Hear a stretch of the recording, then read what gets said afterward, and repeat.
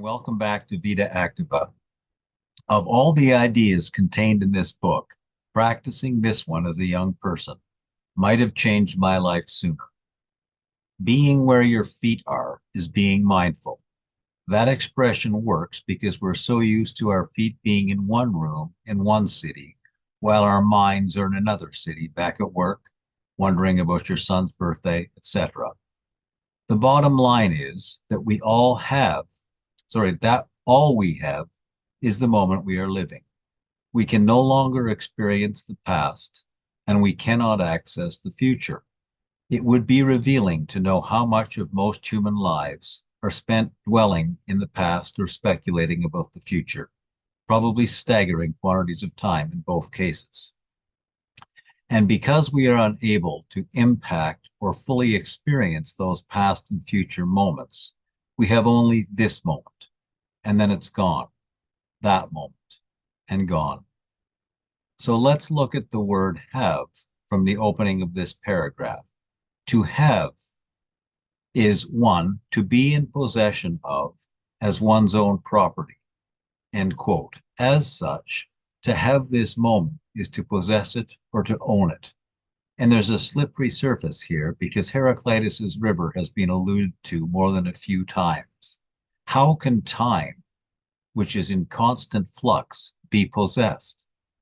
That a thing cannot both be and not be at the same time is one of Aristotle's laws of non-contradiction, to which I fully subscribe.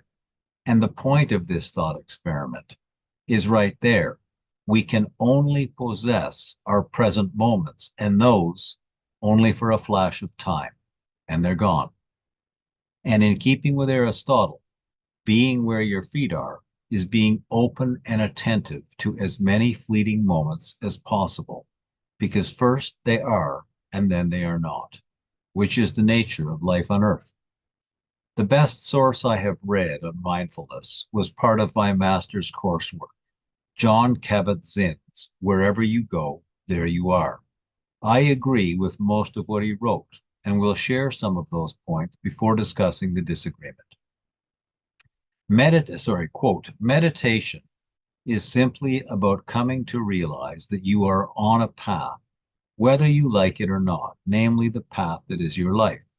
Meditation may help us see that this path we call our life has direction, that it is always unfolding, moment by moment, and that what happens now in this moment influences what happens next. If this interests you, look in the references for the blog on this subject in the link below. If what happens now does influence what happens next, then doesn't it make sense to look around a bit from time to time so that you are more in touch with what is happening now, so that you can take your inner and outer bearings with and perceive with clarity the path that you are actually on and the direction in which you are going. If you do so, maybe you will be in a better position to chart a course for yourself that is truer to your inner meaning. A soul path, a path with heart, your path with a capital P. If not, the sheer momentum of your unconsciousness in this moment just colors the next moment. The days, months, and years quickly go by, unnoticed, unused, unappreciated. End quote. This sounds a lot like the choice Socrates introduced, whether or not to live an examined life. And when you think about Kabat-Zinn's quote, that's precisely what he's asking of us. Slow down, take stock, respond patiently in accord with your innermost values. You do that when you know how to quiet your internal chatter, which is self-control, and be mindful, being where your feet are.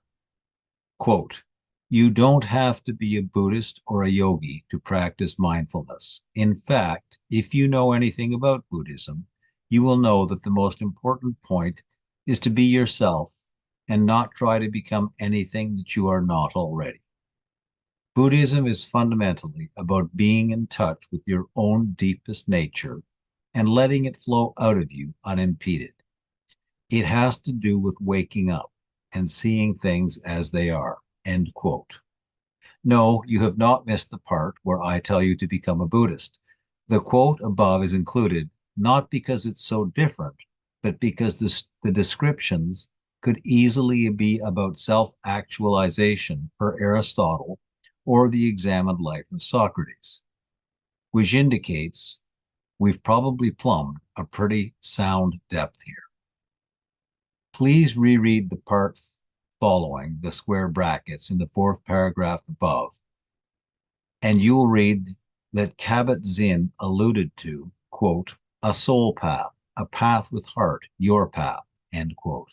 What boggles my poor wee mind is that by the end of the same book, he's arguing that there is no self. Quote, if you look deeply for a stable, indivisible self, for the core you that underlies your experience, you are not likely to find it other than in more thinking. You might say you are your name, but that is not quite accurate. Your name is just a label. The same is true of your age, your gender, your opinions, and so on. None are fundamental to who you are. End quote. Methinks he has mistaken flux for impermanence. As viewers or readers who have come this far will know, I readily acknowledge that we are both being and becoming, even in our final dust to dust moments. But the fact that life is change does not negate identity. Each flower, shark, dog, tree is still an individual entity with its own identity. So, how can the most complex organisms on Earth, human beings, not also have permanent markers of identity, like your name, your genetic code, your history, or your story? A name is not just a label. A name is your means of social identification and inextricably connects you to the families whose blood runs through your veins.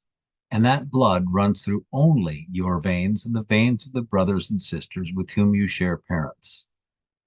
The feet that I am asking you to be with are shedding skin, gaining arthritis, but they are only your feet because they belong to the unique identity that is you.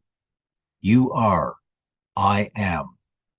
Be where your feet are, and you will not only know self, but celebrate its uniqueness and trajectory.